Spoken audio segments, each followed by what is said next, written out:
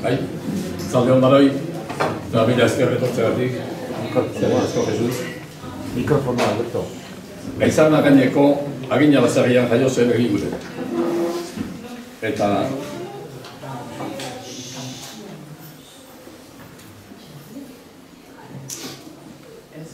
Kaixo? Kaixo?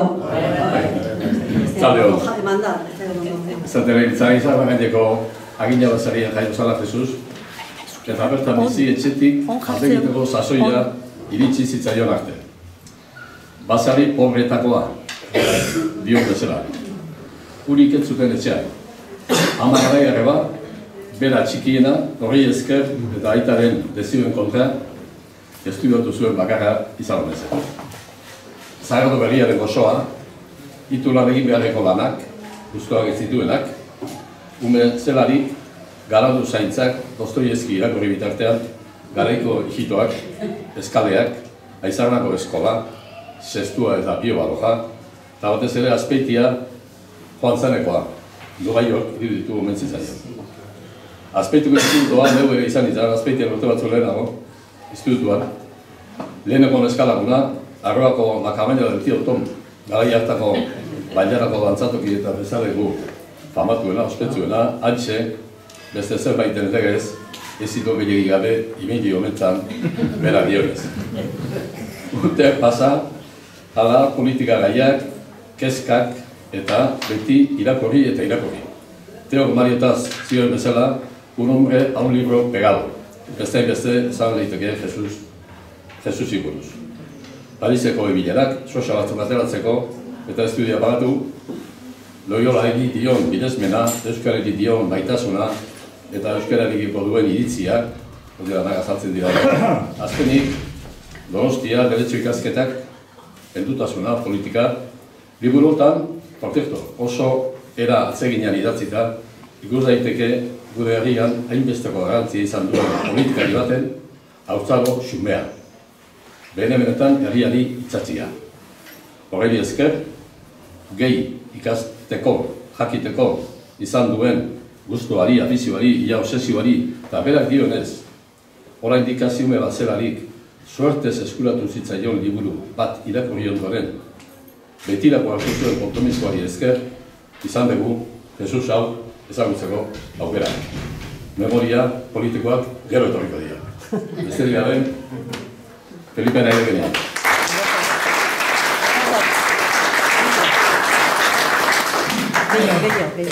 Urreatu gehiago. Arratsaldeon, buenas tardes. Estamos aquí para presentar el libro de Jesús Eguiguren, Memorias de un niño de Caserío. Voy a empezar por presentarme a mí mismo, no porque si yo estoy aquí es porque le conozco a Jesús. Somos del mismo valle, que verde era mi valle, sigue siendo verde. Y aunque durante muchos años no nos veíamos, pues yo tengo el recuerdo, igual que tiene del instituto y de los años pasados en Azpeitia. En primer lugar, ser de un valle y sobrevivir, ser de un valle como el de Urola, ser de Aizarna o ser de Azpeitia y sobrevivir, ya tienes un mérito. Quiero decir,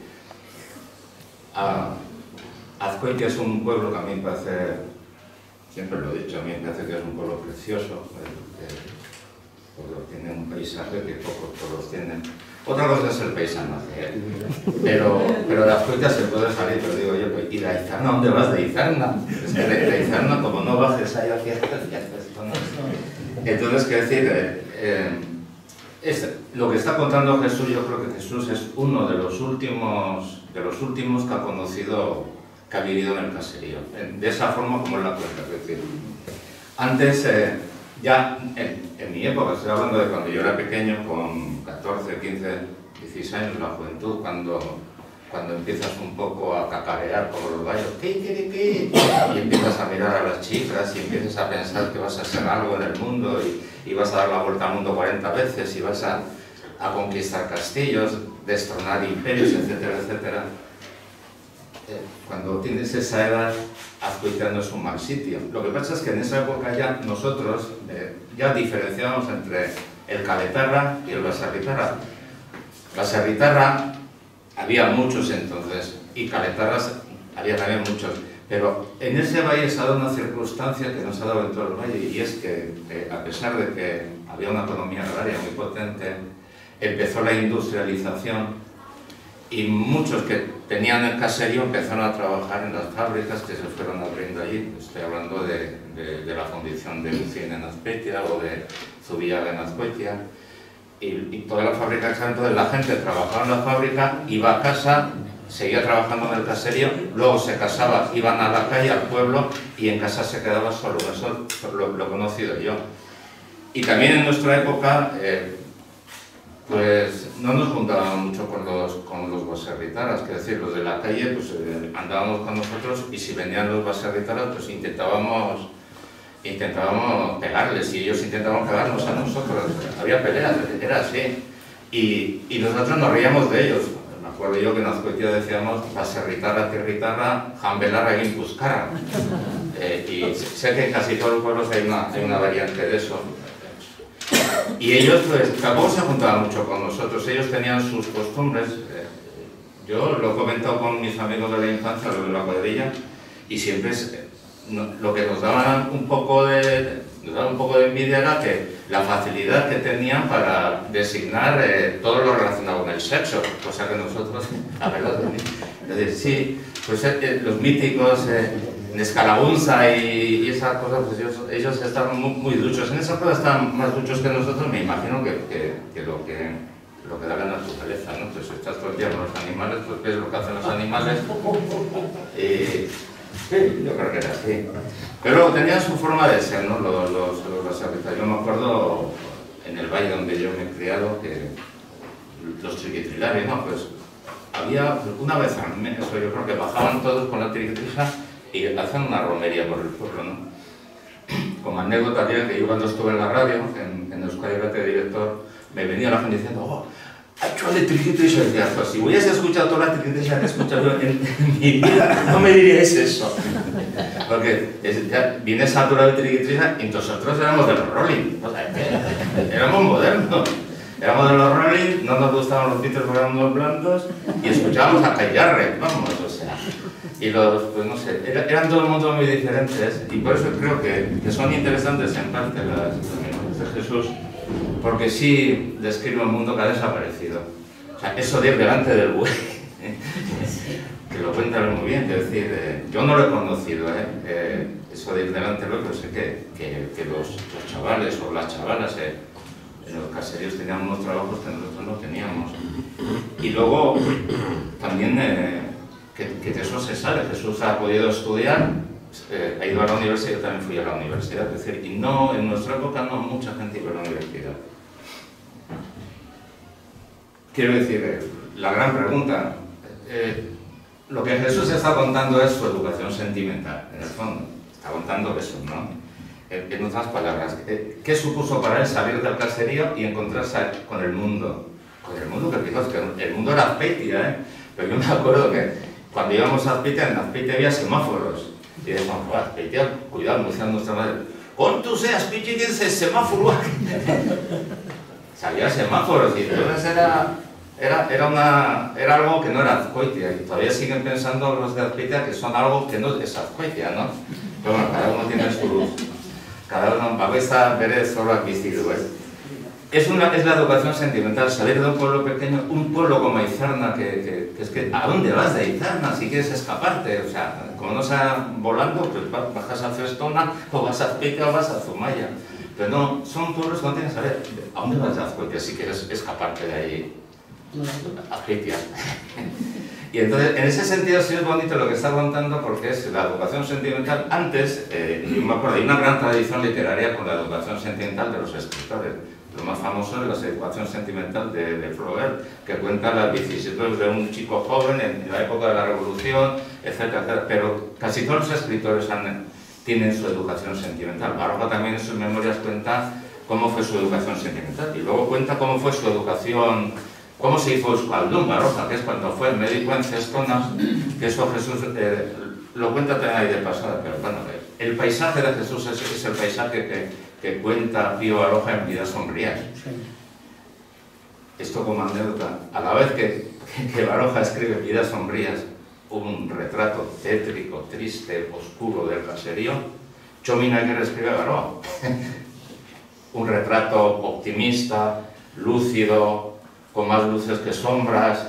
Es decir, esos dos mundos todavía existen. El luto que cree, todavía hay gente que cree que la idiosincrasia de los Euskaldun está en el caserío, y gente que ya nos hemos vuelto ateos en ese sentido, ¿no? Porque el caserío, lo que yo sentía, lo que veía con los amigos, era mucho trabajo para poco beneficio, ¿no? Y en ese sentido también hay una cosa que me gusta del libro de Jesús, que se ve, que es que Jesús piensa que en aquel tiempo él fue feliz. Él lo cree que él fue feliz. Entonces, claro, el asunto es, ¿por qué piensas tú que fuiste feliz? ¿Por qué piensas tú que fuiste feliz? Pues porque tuviste más alegrías que penas en ese momento. Lo de la felicidad es eso, es que nadie sabe lo que es la felicidad, pero todos podemos decir, yo fui feliz en aquella época, es decir, estuvimos contentos, teníamos un bienestar, no económico, un bienestar, estábamos contentos, nos enfrentamos a la vida con optimismo. Yo creo que tiene mucho que ver con la alegría de vivir. La felicidad tiene mucho que ver con la alegría de vivir, y se ve en el libro de Jesús esa alegría de vivir. Lo que cuenta del instituto, ¿no? Que estuvimos en el mismo instituto, pero no tengo yo la misma sensación. Yo con el instituto, yo lo reconozco, que en el instituto aprendí algunas cosas y me olvidé otras muchas más. Aprendí, pues, venían los profesores, que era la época en que los profesores eran todos de fuera, y aquí venía una persona que ha sido profesora en el Instituto de Azpeitia y le llamaban la fosa, aquello, O sea, ¿a dónde vas? A la fosa. ¿Por qué? La niebla. Primero, o sea, el que viene de San Sebastián a Azpeitia o Azpeitia, lo primero que ves es una niebla que no se levanta hasta las 12 del mediodía. Eso es lo primero. Lo segundo es que no entiendes lo que te están hablando. No entiendes lo que te están hablando por el dialecto. Es un dialecto muy bonito si lo estudias. Para mí es barroco, Para mí es un dialecto barroco, y luego es un dialecto barroco porque es elegante a la vez y une lo que es la elegancia de los jesuitas, que no en vano han estado allí, Si los jesuitas han estado allí ha sido por algo y han dejado sus trayas, ahí han dejado.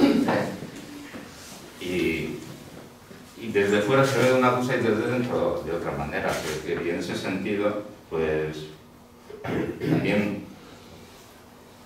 también yo creo que en aquella época sí es cierto eso que decía Gramsci, ¿no? Que no sé si lo citas tú ahí o en el libro anterior lo citas, lo de está acabando una época y otra no acaba de comenzar todavía, ¿no?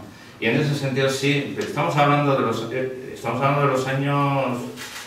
Yo me acuerdo que cuando murió Franco tenía yo 18 años y ya estaba en Madrid, y Jesús decía estudiando Derecho cuando murió Franco. Estamos hablando de unos años antes, ¿no? Que algo se intuía que algo iba a pasar, pero no estaba pasando nada. Y luego, pues, ya sé que yo creo que en ese valle, en mi opinión personal, porque hace mucho que no voy, pero la opinión que tengo siempre es que pasan muchas cosas, pero en el fondo no pasa nada. O sea, hay muchos cambios que se cambia el pueblo es más bonito, los pueblos son más bonitos, más, pero me da que la estructura mental no ha cambiado tanto desde la época que Jesús y yo éramos niños y andamos allí pues buscando cosas que seguramente no nos podía dar el pueblo. Y entre las cosas que no nos podía dar el pueblo pues es la libertad, ¿no? La libertad, pues, ¿qué es la libertad? Pues la libertad es cuando no es que hagas tú lo que quieras hacer, sino la libertad es cuando no tienes que dar explicaciones a nadie, más que a lo que tú quieres dar explicaciones. Y eso en los pueblos como esto, como Azpeitia, pues esto no me imagino, pues es cualquier cosa que se hacía que no entonara con el orden normal de las cosas en ese pueblo, pues al día siguiente era motivo de crítica y eso, bueno. Ahora hay gente que vive allí, Incluso me imagino que serán felices a su manera, porque eso de ser felices es como lo que cuenta Tolstoy en la novela. Todos los matrimonios son iguales no sé cómo decir, no es así, dice que todas las familias se parecen en la alegría, ¿no? Pues lo mismo, la felicidad todos somos felices, pero esa felicidad es diferente en cada uno. Nosotros, si a mí me preguntan, ¿tú fuiste feliz de pequeño? Digo, evidentemente, yo más feliz que yo, nadie, y Jesús. Jesús, yo feliz, éramos muy felices. ¿Qué es la felicidad? Pues seguramente somos felices cuando no sabemos lo que es eso. Ahora, si supiéramos lo que es la felicidad, pues dirían, es como otras tantas cosas, ¿no? Era esto, como el sexo, era esto el sexo. Hay cosas más, es decir, más trascendentales. Y nada, pues yo os he metido en mi rollo, que hable Jesús. No creo que tenga... Que hable Jesús, que tenga muchas cosas que contar. Y cualquier cosa, alguna pregunta, alguna insinuación, pues a él le haga.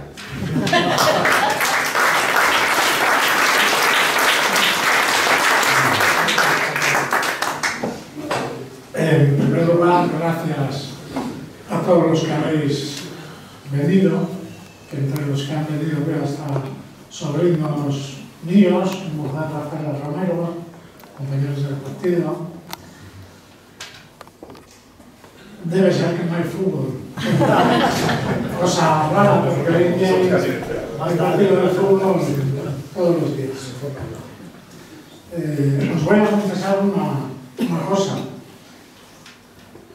Yo estaba el otro día hablando con mi hijo y le dije, pues tengo que hacer, estaba hablando del libro, la presentación del libro Encerrados y no sé qué decir. Y me dijo, espera, déjame 2 minutos. Y con la inteligencia artificial te hago. Y en 2 minutos me hizo que pensaba leerla tal cual, porque no hace falta cambiarle ni una coma ni un acento. Es decir, mucho mejor de lo que yo quería hacer. Igual los que estáis acostumbrados a estas cosas os parece más raro, pero a mí me parece muy grato que me envían a hacer una presentación así, improvisadamente. Pero no lo voy a leer, porque ya que han hablado 2 antes que yo, pues tampoco quiero alargarme mucho. El libro tiene una cosa buena, que es relativamente breve y relativamente pequeño. A mí los libros me gusta que sean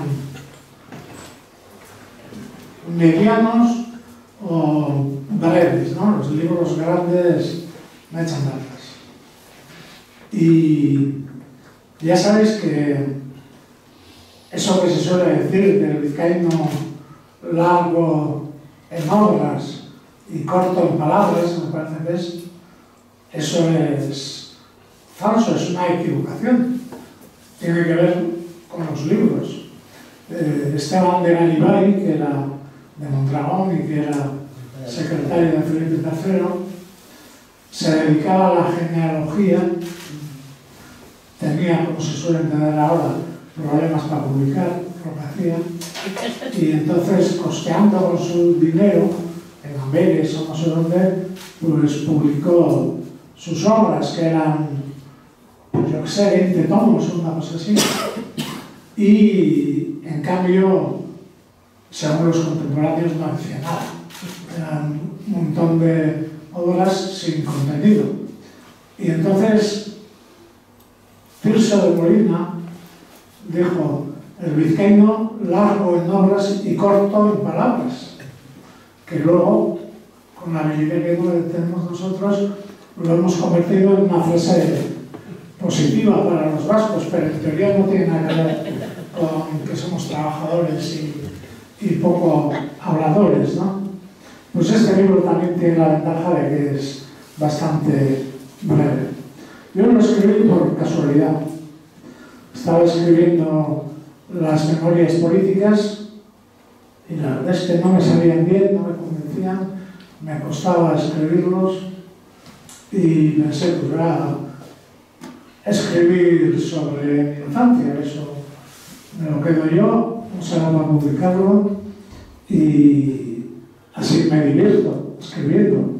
Y efectivamente fue cosa de 2 o 3 días el terminarlo y lo pasé muy bien. Yo pensaba que sería difícil escribir unas memorias de joven, porque pensaba que no habría suficientes temas, pero una vez que empiezas, cada cosa, cada idea te trae otra, te viene detrás, te arrastra a otra y sale prácticamente sin quererlo. Yo os recomendaría a todos que hicierais esa experiencia, porque surge espontáneamente y cambia la visión que tienes del pasado. Es que antes me han dicho que me acerque, que hablo bajo. Y he perdido el hilo. Ah, sí. Cambia la visión que tienes del pasado, ¿no? Decía Juaristi que se ve que disfruté y fui feliz en la infancia. Eso pasa en el libro, pero la realidad no fue así. Yo tenía una visión bastante negativa de la vida en el caserío. Lo que ocurre es que al irlo escribiendo me he dado cuenta de que era una vida más y no era más infeliz, o no era tan infeliz como me parecía a mí, ¿no? Hablar algo del contenido del libro, yo creo que eso es un poco difícil porque es muy personal y hay que leerlo para entenderlo. En la presentación de la memoria artificial lo cuenta muy bien el contenido del libro. Voy a empezar por la escuela. Yo no tuve una escuela como a veces se pinta, de que te ponen el anillo, de que te pegan por hablar euskera y esas cosas. Allá solo sabíamos euskera los niños y los profesores no sabían castellano. Por tanto, no había forma, yo creo que, de forzar la maquinaria. A los pequeños nos enseñaban los mayores. De hecho, está aquí uno que es el que me enseñó a mí a leer y escribir. Y no debía hacer mal trabajo porque he leído y escrito bastante en la vida. O sea que no tuvimos esa niñez de represión, no soy consciente de ello. El cara del sol algún día notaríamos en la plaza, pero tampoco tengo esos recuerdos. Más bien tengo ese contraste entre la escuela y el no saber castellano. Lo demás, la vida del caserío, hay una tendencia a idealizar el caserío, ¿no? La gente se cree que los caseríos son como los que aparecen en los calendarios, ¿no? Grandes, bonitos, con sol, etc., ¿no? Pero la verdad de la mayoría de los caseríos es que no son así. Los caseríos, hay muy poquitos caseríos ricos, para entendernos, la mayoría son medianos y algunos son más bien tirando a pobres. El mío estaría entre los medianos tirando a pobres, supongo, porque si digo que era pobre, mis hermanos se enfadan muchísimo y me dicen, pero ¿cómo que éramos pobres? Éramos como los demás. Pero la vida del caserío, ni el caserío era lo que se pinta, ni la vida del caserío era muy romántica, que digamos, ¿no? Había muchísimos trabajos en el caserío para los niños desde muy pequeñitos. Algunos los ha citado Juaristi, eso de andar delante de las vacas, que no ha tenido la experiencia, dicen, pues si lo hubieras tenido, te acordarías toda la vida. Lo que es dar vueltas en el mismo sitio durante toda una tarde o durante todo un día. Pero para los niños había otros muchos trabajos, ¿no? Que los voy más o menos contando en el libro. Y había también toda una vida relativamente bonita o relacionada con los animales, ¿no? El que no ha nacido en el campo o en el caserío tiene una relación con la naturaleza distinta a la que ha nacido en un caserío. Para el que ha nacido en un caserío, la naturaleza forma parte de uno mismo, ¿no? Y nosotros, las diversiones, era jugar con escarabajos, con bichos de todo tipo, y visto desde ahora sí es bonito. A mí con este libro lo que me ha pasado es, no sé si lo he dicho, yo tenía una visión muy negativa de mi infancia y de mi pasado, ¿no? Incluso del propio caserío, de entrar ahí por todas partes y era frío y hacía frío y en fin, tenía una visión negativa. Y al escribirlo se me ha convertido en una visión positiva. Un fenómeno, no sé, Oresti tendrá la explicación. No sé por qué se produce, seguramente porque no fue tan negativa la vida de pequeña.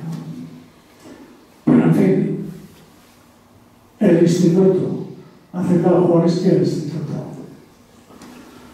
y que no debió ser muy especialmente agradable para él, no lo he entendido. Para nosotros ir a Betia fue como ir a Nueva York. Es decir, que con 14 años, que es cuando acabábamos la escuela, lo lógico era ir a las fábricas de la zona. Yo también fui a una fábrica a los 14, pero por las razones que sean, igual es porque el maestro me metió en la cabeza, digo el maestro, de verdad, el que está aquí, me metió en la cabeza esto de estudiar. Pero empecé en el instituto y para nosotros era todo un mundo, ¿no? Yo los primeros apellidos, no sé, los Romero, los Ávila, los Centeno, ese tipo de apellidos los conocí en el instituto. Hasta entonces no había oído hablar de ellos, ¿no? Y el instituto era todo un mundo, ¿no? Estaban los que eran de Azcoitia o Azpeitia, como Juanisti, y estábamos los que veníamos de la selva. Estábamos los de Urrestilla, los de Norbe, los de Leizarna, los de Izarna, todo el contorno de Azpeitia, y yo creo que éramos bastante diferentes unos de otros. Pero en mi caso fue descubrir todo el mundo. Y además yo tengo la sensación de que el bachillerato de aquella época, que eran 5 años, era muy bueno, que se aprendía muchísimo. Yo aprendí muchísimo en el bachillerato. Luego en Derecho no aprendí nada y lo poquito que aprendí se me olvidó enseguida. Pero en el instituto había una formación básica, yo creo que muy buena. Ya en cuanto a las anécdotas con profesores y tal. Pero siguiendo adelante, yo soy lo que soy por mis lecturas, básicamente, ¿no? Por mis lecturas y porque al caserío fue la primera televisión que se compró en Ezarna, me acuerdo, la televisión, que eso sí ya te abre al mundo también, y la radio. Y yo recuerdo que me pasaba la noche escuchando Radio Pekín, Radio Moscú, Radio Praga. Todos esos países comunistas tenían sus programas en castellano, ¿no? No sé cómo llegaban las ondas hasta Eterna, pero bueno, como el caserío estaba en una punta, pues supongo que eso hacía más accesible. Y la televisión era más complicado de ver, porque no, la electricidad no era de Iberdrola, como ahora era de una central, supongo, de Aurora pequeña.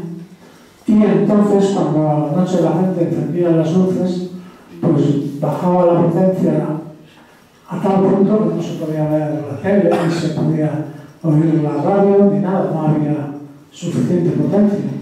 Entonces había que esperar a que la gente se fuera a la cama para que retornara la potencia y ver la televisión. Pero en fin, eso y los libros han sido toda mi vida, ¿no? Y además con los libros siempre me ha parecido, pues en fin, la verdad es que sí, he perdido tiempo leyendo a Mao y a Lenin y cosas de estas, pero en general tenía tendencia a elegir en cada momento el libro adecuado, ¿no? Y siguiendo adelante, dice Juan Estigre, ¿a dónde sabéis de Ecerna? Pues yo salí a Azpetia y cuando acabé el bachillerato salí a París. Cogí una maletita, los pocos dineros que tenía y el poco francés que sabía y me fui a trabajar a París. Y pasé de estar en el caserío a estar en la torre de Montparnasse. Bien es que llevar dinero, pero vamos, que salir se podía salir de Ecerna. Otro año estuve en Ginebra también, justo al lado, en un restaurante al lado de donde tuve que ir más tarde a negociar con la gente esta. Y ahí me fui formando. Políticamente, a veces mucha gente me pregunta, ¿por qué eres del PSOE siendo lezano? Pues yo creo que siendo lezano se puede ser de todo, ¿no? Pues el PSOE se puede ser de otra cosa, pero yo lo sé porque mi formación siempre tendí a leer las cuestiones más bien moderadas. Decir moderadas para referirse a aquella época, pues es decir, comunistas y cosas así, ¿no? Porque todos los demás eran del BBC, a la OIC, las juventudes, no sé qué, todo lo demás era mucho más radical, ¿no? Pero yo siempre tendí a la moderación. Y además tenía tal fe en los libros que, en fin, me acuerdo que leí Persona non grata sobre Cuba y ya me hice anticastrista totalmente. Leí La confesión, que no me acuerdo del redactor, y me hice anticomunista total. O sea que los libros me condicionaban muchísimo. Y también, para explicarlo en París, la verdad es que no teníamos tiempo para nada, porque solo lo único que hacíamos era trabajar, pero conocía un grupo de la organización Bandera Roja, que era una sección del Partido Comunista, y por tanto asumí sus valores y sus propuestas, y cuando vine a San Sebastián, como aquí no había ni bandera roja ni cosas de estas, pues me metí al Partido Comunista, donde estuve un año o así. Y cuando vi que ser del Partido Comunista pues no era práctico, es decir, que nunca iban a ganar, que nunca iban a gobernar, que nunca iban a hacer esas cosas, pues me metí al Partido Socialista porque era el más, porque me parecía que era el más útil y el más pragmático, ¿no? Aunque tampoco era muy habitual ser del Partido Socialista en aquella época.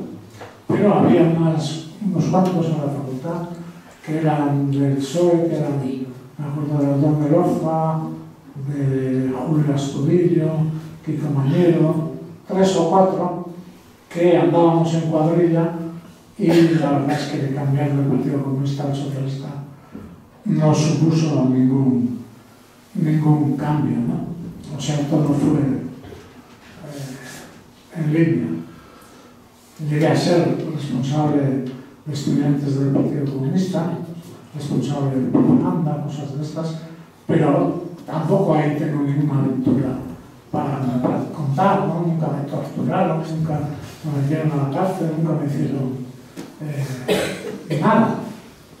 Algunas cuantas visitas al gobierno civil, porque te quitaban en la calle el carnet de identidad y luego tenías que ir a recogerlo y tal, pero la verdad es que a mí,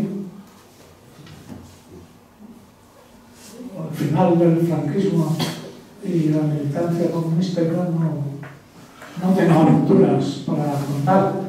La gente ahora cuenta unas aventuras terribles, pero yo creo que parece se las inventa. Y de ahí pasé al Partido Socialista y aquí estoy.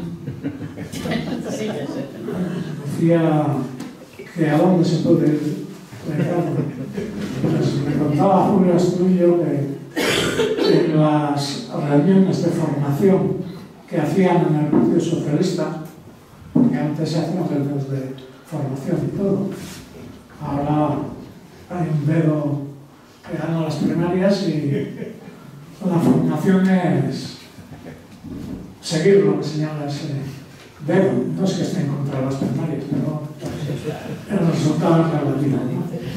Pero entonces que había grandes reuniones para formarse en la doctrina, me acuerdo que Julio Astudillo suele decir que solía ir Fernando Mújica a dar las clases y que solía decir: vosotros preocuparos de Rentería, de Eibar, de Irún, etc., que aquí nunca va a venir uno de Zarma.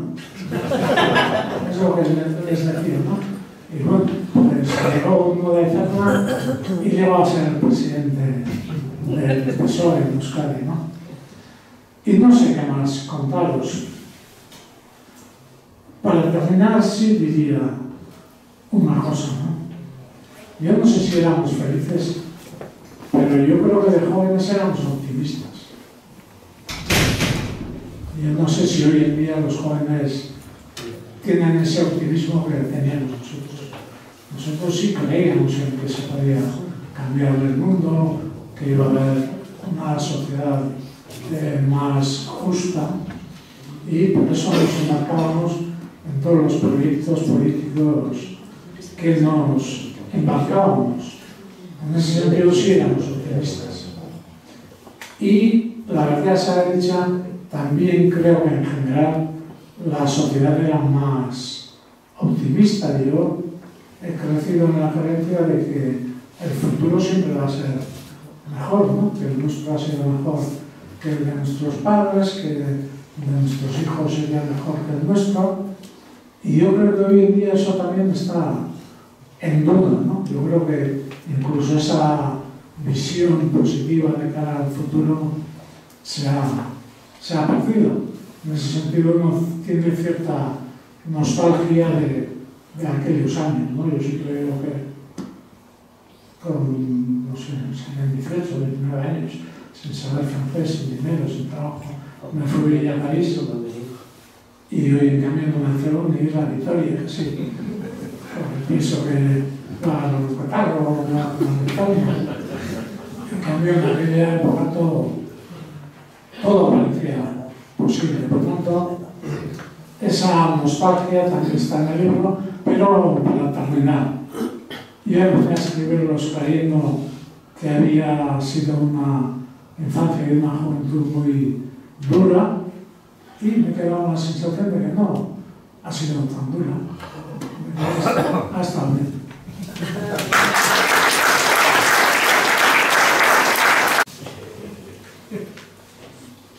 Ya sabéis esto, a cuenta de esto, de las preguntas, en un pueblo organizaron, trajeron a un mar más experto de los expertos en materia de ángeles.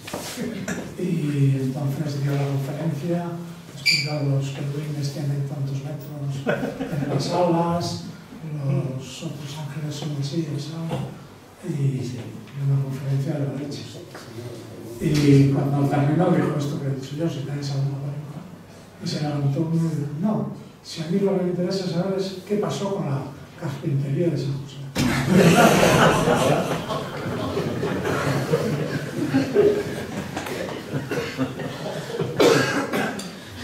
Yo sí voy a hacer una pregunta. Yo creo que has dicho algo que es muy importante, es decir, y tiene que ver con la situación que cada uno ha pasado.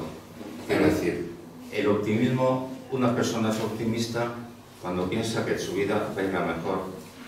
Y en nuestro caso, nosotros, nuestro optimismo, nuestra voluntad residía en vivir mejor que nuestros padres. Es decir, nosotros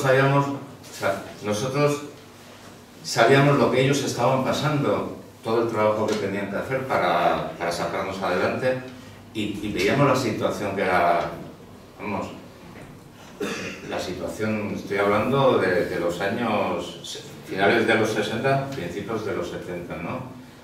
Que había industria, pero los pueblos eran más tristes que ahora, es decir, el ambiente, otra cosa es que en Navidades y los días de Guadalajara y tal, y la misa siempre llena, ¿no? Eso sí, pero que nosotros sí pensábamos que íbamos a vivir mejor que nuestros padres. Es que nuestros padres posibilitaron que nosotros pudiéramos vivir mejor que ellos, es decir, el hecho de ir a la escuela ya, o sea, que decir, y es una constatación, la gente de mi edad en mi pueblo hacía hasta sexto y luego entraban a trabajar. ¿Por qué? Porque había mucho trabajo, y no solo entraban a trabajar, sino que uno de los fenómenos que te define al país del Aurora es que tú vas a la escuela en el mismo pueblo, tienes la cuadrilla en el mismo pueblo, encuentras trabajo en el mismo pueblo, te casas normalmente con una persona del mismo pueblo, te jubilas en el mismo pueblo y te mueres en el mismo pueblo. Esa es una realidad que a mí me sigue sorprendiendo, es decir, porque lo normal en los países desarrollados es que tú naces en un sitio, trabajas en otro y mueres en otro. O sea, o mueres donde trabajas, quiero decir, y eso sí se sigue dando en el Aurora. Y en ese sentido nosotros sí veíamos. Nosotros éramos 4 hermanos, Jesús con 10 hermanos, tiene que verlo, o sea, porque tus hermanos ya estaban trabajando, todos. Claro, pero tú fuiste a estudiar porque querían que tú superaras todo eso. Es decir, en ese sentido también hubo un sacrificio de los padres. Y la frase que antes os voy a decir que se me ha olvidado de todo esto, y es: todas las familias son desgraciadas, pero todas las familias son desgraciadas, cada una a su manera. Esa es la frase. Entonces, por eso digo que todos somos felices, pero somos felices a nuestra manera. No hay dos felicidades iguales. Es decir, luego también, y esto es una cosa que con Jesús sí quiero, ¿cómo se dice? Pues no, es el asunto de la memoria. Es decir, hablando con Alberto y del Instituto de Azpeitia, pues la discusión era el campo de fútbol, ¿de qué material era? De hierba no era. Yo creo que era de eso que traían de la fundición y lo echaban en el suelo, que eran todos los campos eran así. Te caías y sangrabas, o sea, las rodillas sangrando. Pero hay muchas cosas de la memoria que hablando del Instituto de Azpeitia, yo de Jesús me acuerdo porque se sentaba atrás, venían Jesús y Arrizabalaga. Tomás Arrizabalaga, los dos venían de Izena, estaban detrás. Delante mío estaban el que fue ciclista de Azpeitia, pero luego están ahí Centeno, Baliño, bueno... Baliño estaba ahí, siempre. Siempre es así. Porque escribía con W, sí. Y estaban, o sea, yo me acuerdo de Jesús, y Jesús, para nosotros, y era un señor mayor. Era mayor, o sea, nosotros éramos pues 2 años más, o ¿cuántos tienes tú? 2 años más que yo, ¿no? Yo tengo la tira. Pues 2 años más, eras 2 años más, pues se notaba. Y otra cosa, otra constatación, y es los juegos de la memoria, es que yo tengo la impresión de que las chicas que estaban en nuestra clase eran mayores que nosotros, o habían crecido de otra manera.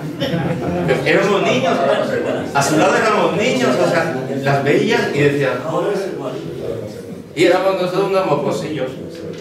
Pero también es eso, ¿no? Que luego dices, ¿eso fue así o no fue así? No sé, también. Lo que pasa es que el ejercicio de escribir es bueno, porque cuando empiezas a escribir es como la Magdalena de Proust, ¿no? Te recuerdas de la Magdalena y empiezas a escribir, y a ti te ha pasado lo mismo. Has empezado y de repente te han venido las cosas, menos mal, porque es un libro que a mí me ha gustado, no sé. Y ese... Tengo una puntualización para Oresti. Dígame. Que habla de Aizarna, ¿de dónde vas a Aizarna? Como, supongo que conoces a Aizarna, pero hablas de Aizarna... No lo he dicho en plan tajante, trascendental, digo... No es, pues, es que en Aizarna, yo creo que Jesús en su libro habla del caserío y la calle, pero en Aizarna mismo. Yo creo que para ti en Aizarna todos son caseríos, pero en Aizarna hay dos calles, la calle Asunción y la calle San. Que ya lo sé, quiero decir que ya lo sé, que yo me he criado ahí. No, hombre, no, a ver, que yo de pequeño me recorría todo eso. Estaba hablando en plan general. ¿A dónde vas de Aizarna? Y Jesús lo ha hecho bien, pues de Aizarna ya sale yo. Igual que a dónde vas de Azkoitia. Otra cosa es que nazcas en Madrid o que nazcas en una ciudad grande. Estoy hablando de esos núcleos pequeños donde las posibilidades de salir en aquella época no eran las que son ahora. Ahora, tú puedes vivir en Aizarna o en Azkoitia, o en Urrestilla y vas a la universidad porque en el mismo día vas y vuelves de la universidad. No hay ningún problema. Entonces, no. Universidad, pues en esa época, a ver...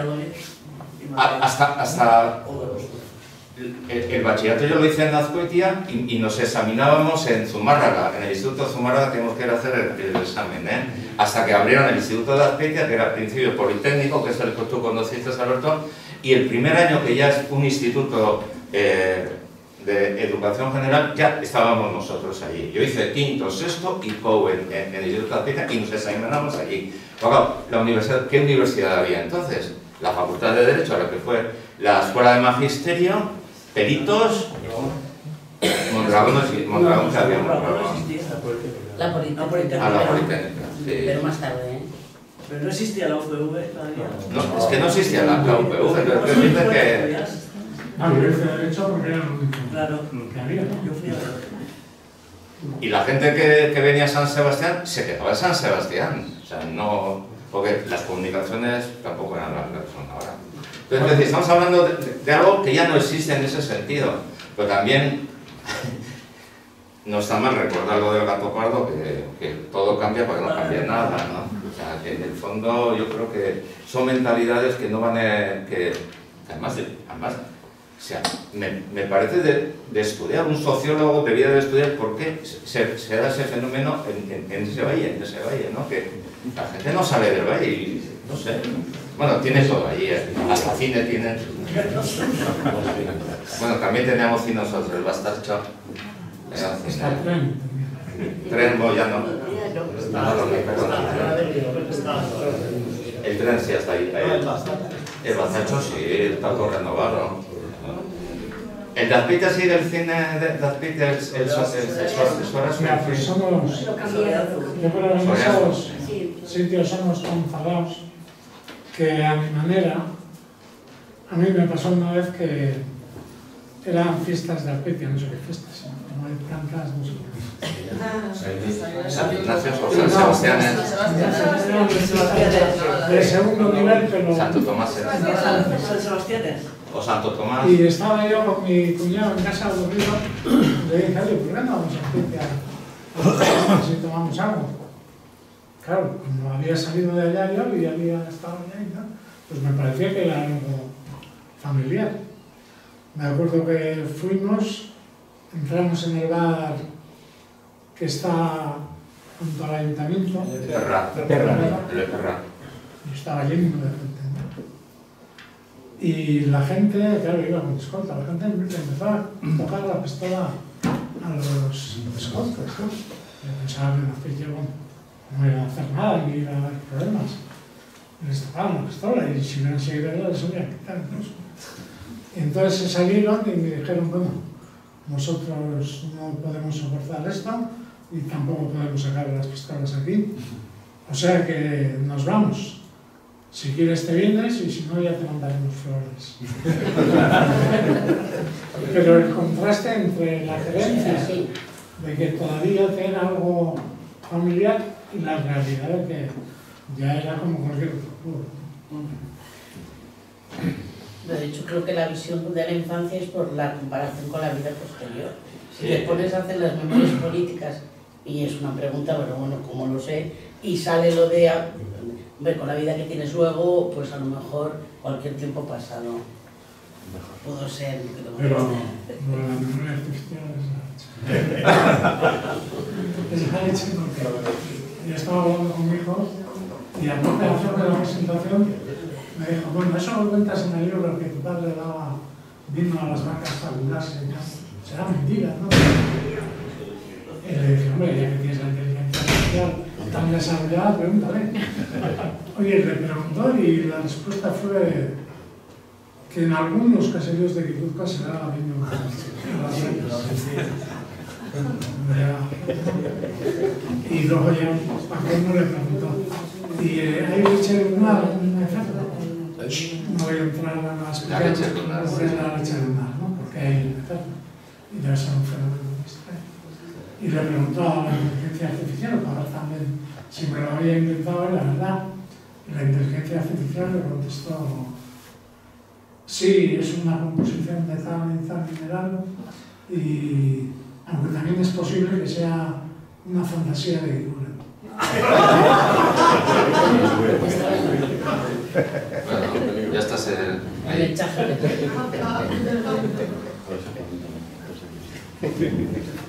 Yo sí me acuerdo que en las pruebas de arrastre de huellas les daban coñac a los y ahora dan muchas cosas. Ahora les dan Se ha olvidado de una famosa. Ahora les dan las drogas más duras. Hasta Otaridón les daban. Se ha olvidado una de estas.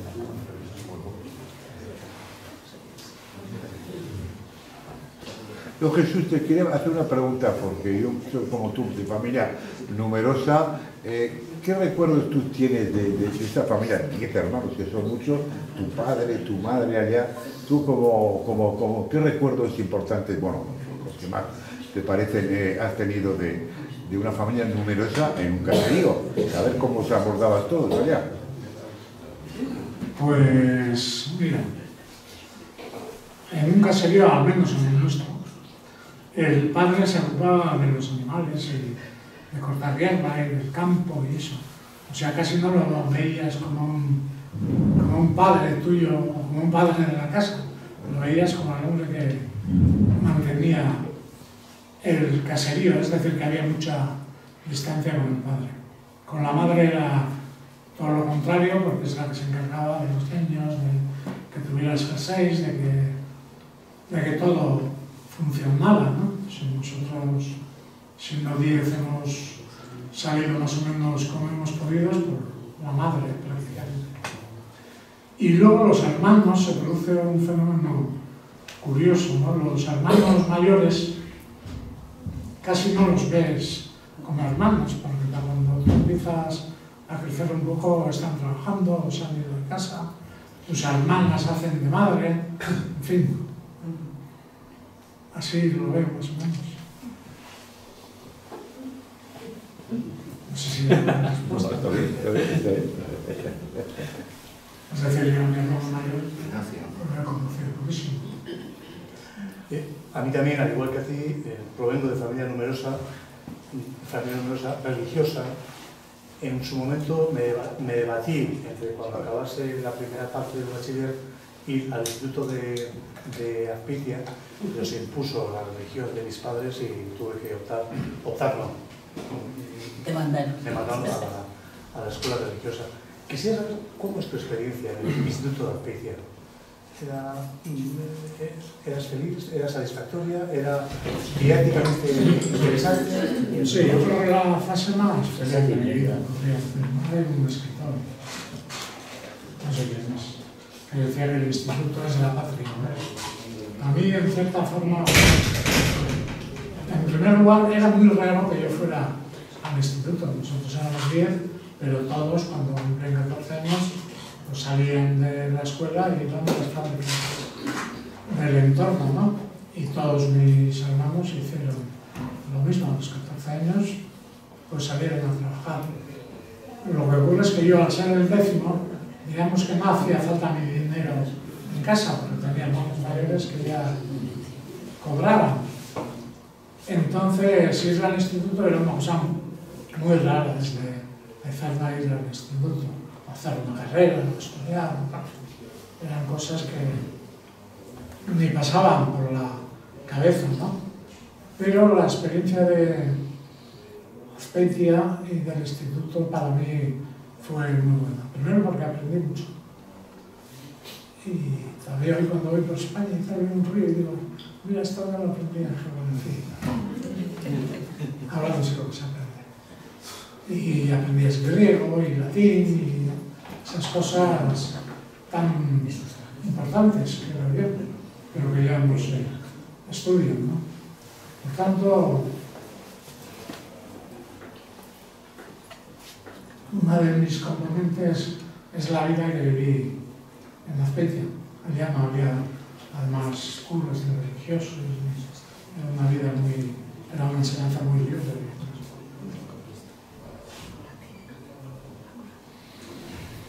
Y decía Oristi que antes para ir a la universidad o tal se tardaba mucho. Yo para ir a Azpeitia al instituto tenía que salir de casa a las 6 de la mañana. Pues venía a buscar el de Zoom, el cruce de Arona o... Bajaba andando a Ezerna. En Ezerna te cogía un pequeño autobús que te llevaba a Cestona. Te dejaba tirar en la calle en Cestona y se iba a buscar a los chavales de Arona y de esos pueblos, ¿no? Y luego con esos ibas a Azpeitia, o sea que te pasaba medio día viajando.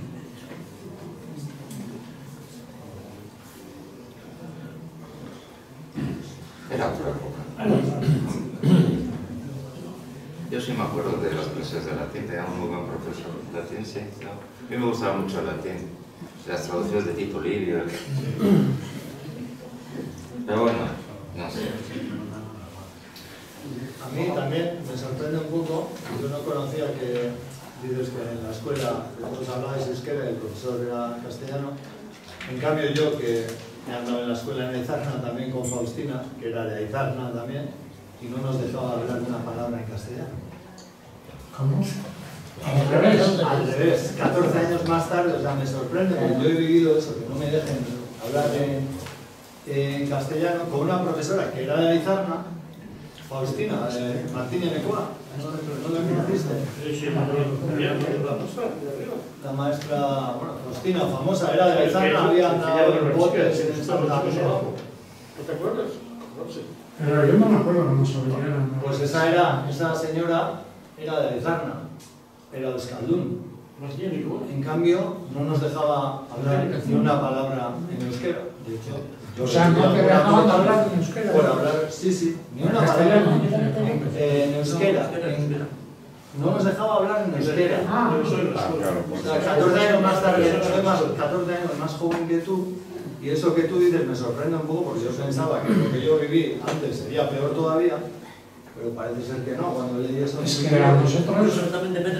Sí, claro. Yo pensé que... Yo tenía la sensación de que como yo he vivido eso, como para mí fue chocante, pues igual antes habría sido peor todavía, pero parece ser que... Es que a nosotros no había forma de obligar No sabía. Sí, pues a nosotros no se nos obligaba. A nosotros ya nos obligaba. Sí, porque solo... Pero vosotros algo de castellano ya sabríais. Algo de castellano ya sabríais. Hombre, pues aprendimos allí. Pero estos no sabían ni una palabra. Yo tampoco sabía cuando empecé ahí, supongo que no sabía. Yo con 4 o 5 años cuando empecé allí, no creo que supiera nada de castellano. Y esa señora, me acuerdo... Con 14 tampoco sabían. Faustina, que, vamos, que alguna torta repartía por hablar, ni una palabra en castellano. Luego vino el libro ese de Xavier, ahí cuando se había hecho, y los viernes a la tarde teníamos una hora de euskera, eso era el euskera que dábamos, pero todo lo demás, una palabra. De eso me acuerdo. Y me sorprende porque yo tenía la idea de que, a ver, si yo he vivido eso, pues antes serían peor los profesores, pensaba yo, ¿no? Y cuando leí eso en el libro de Jesús, pues parece ser que no. Pues, ¿sabes? Eso me sorprendió. Bueno, yo no me acuerdo mucho de los maestros, de un par de ellas, pero... Era dura esa señora. Supongo que eran normales, gente normal, que había tenido las gracias de que le tomó el enfermo. Jesús, ¿qué piensas de los jóvenes también, niños en aquella época? Que los niños en aquella época que éramos de caserío y sentíamos que vivíamos en dictadura y optamos por entrar en una organización armada. Pues, ¿qué pienso? Yo suelo pensar que en gran medida nosotros estábamos abocados a la política en gran parte por la religión, porque la religión tiene en sí una componente de hacer el bien al prójimo, mejorar el mundo, etcétera, etcétera. Yo nunca he sido especialmente religioso, ni he pasado ninguna crisis religiosa, pero me parece que entrábamos en política con vocación, tipo religioso. Es decir, que había ahí un mensaje que nos impulsaba a mejorar el mundo. Ahora no sé cómo es una esencia más.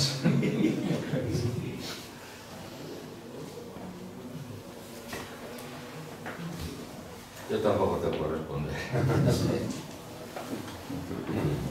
No, antes yo decía que no he tenido ninguna crisis religiosa y una de las cosas que más me llamó la atención al conocer un poco la clase política es que todos eran ex jesuitas, ex no sé qué, todos habían pasado, hasta los más, no sé, Miguel, yo creo, hasta que alguien me dijo, este es un jesuita de la leche. Y efectivamente todos venían de haber sido frailes o curas. Seminario.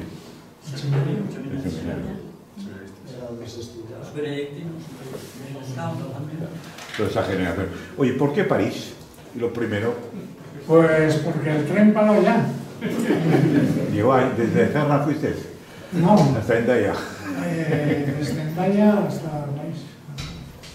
Pues porque, hombre, en aquella época yo creo que se daba mucho eso de ir a la aventura y bueno, París era un buen sitio. ¿Pues conocías a alguien en París? No.